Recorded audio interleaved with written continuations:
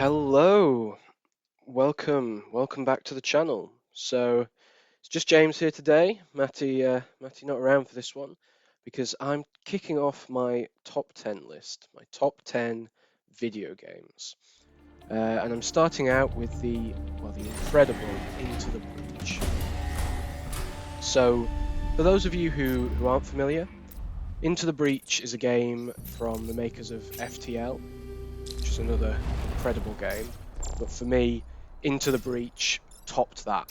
Just blew me away with how much I ended up loving this game. So you take control of 3 giant mechs and their pilots, and you have to save humanity from the Vec threat. So these huge insect-like creatures that are just tearing shit up, and you've got to wade in with your massive robots and fight them off. So the game kicks off, and you choose your squad of mechs that you want to wade in with, and then you're presented with 4 different islands. Now, these 4 islands are being invaded and attacked, and you have to go in and save the day.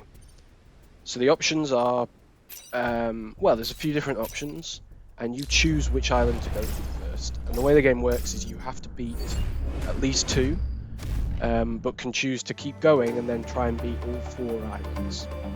However, once you've beaten the first 2, you unlock the smaller final island, where you can head to complete the final battle, and then it's up to you whether you push completing more missions, training up a bit more, or if you head straight to that final battle.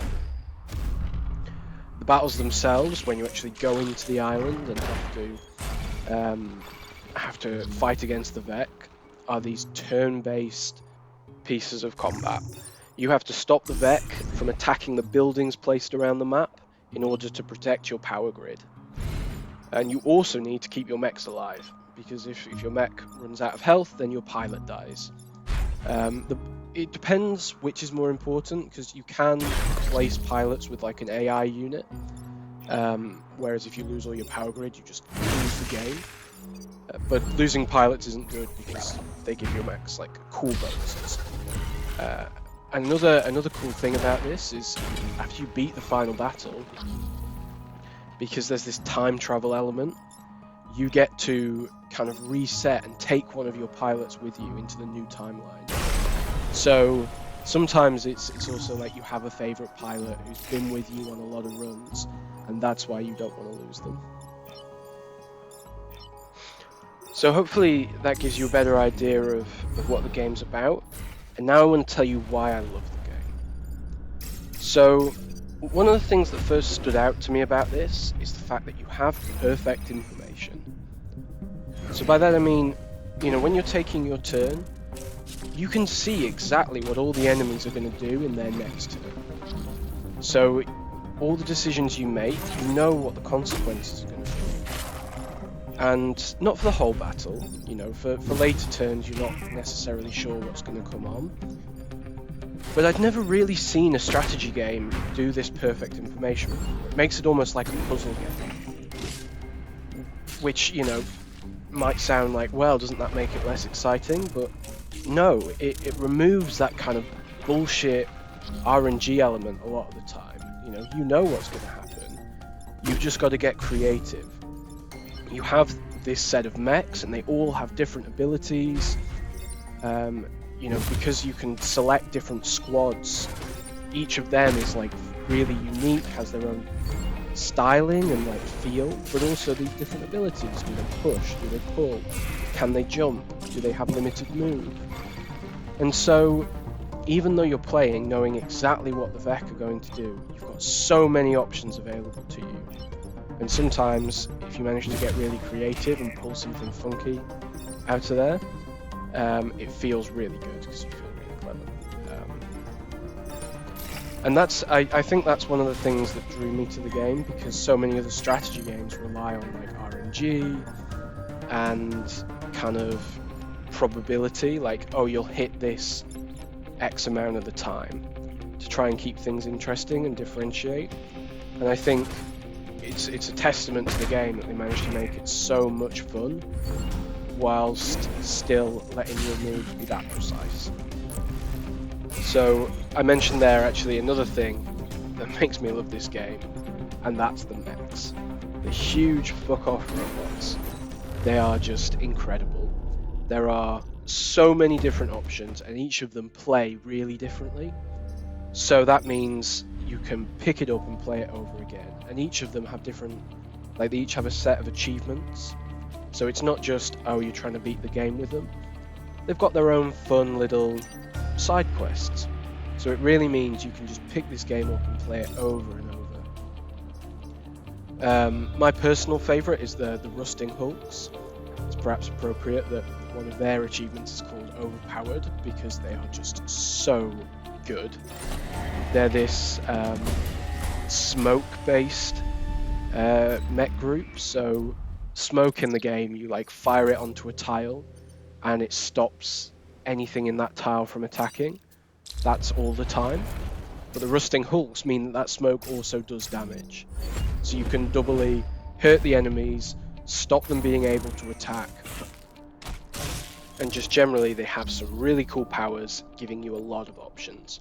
And that's where the fun comes in, you know, having a lot of options available to you and finding the best course of action.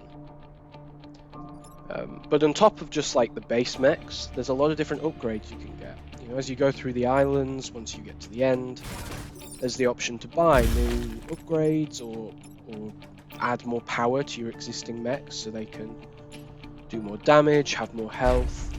So it's really flexible even in that sense. You know, you don't necessarily know how your squad's going to end up with it. Although you may well have favourites. And yeah, I also love the islands. I guess this is also partly just me saying I love the theming in this game. I love the, you know, the enemies they've created. I love the mechs they've created. And it really has a distinct feel. But I think the islands show that especially well, because each island you play through, although the actual encounters are a little bit generated, you know what islands you're going to be playing, and they have distinct features. So there's a desert island with, you know, sand will come up into clouds, so there's more like smoke in that one. You know, lots of smoke cloud play. And things like that. And then there's like an industrial island where everything's acid based and you can drop your enemies into vats of acid, or just cover them in acid so they take more damage. And although in some ways, you know, the acid kind of acts like water, because if the mechs, like the mechs can swim but the Vec can't, not all of them anyway. So there's like the forest island where you can just drop them into water. But the acid island still feels so different, even just with like simple texture changes. And there are a few like themed missions, like where you have this like disposal unit that fires acid out, and you can level whole mountains with it.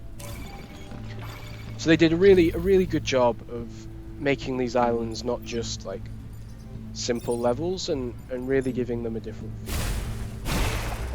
Really a different feel, not just like, you know, Mario where you kind of know I'm playing through these different worlds. I really do. The islands have their own flavour to them, even more so. Well, there's definitely more I could say about this game, and even just talking about it, I kind of want to go back and play a few dozen hours of it and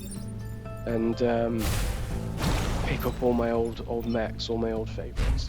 But I think I'm gonna call it here. I'm gonna try and keep these videos fairly short and snappy. So that was Into the Breach. That's the first of my top 10 videos I've done. You know, keep an eye out for the next lot. I'm going to talk through some more of my favourite games.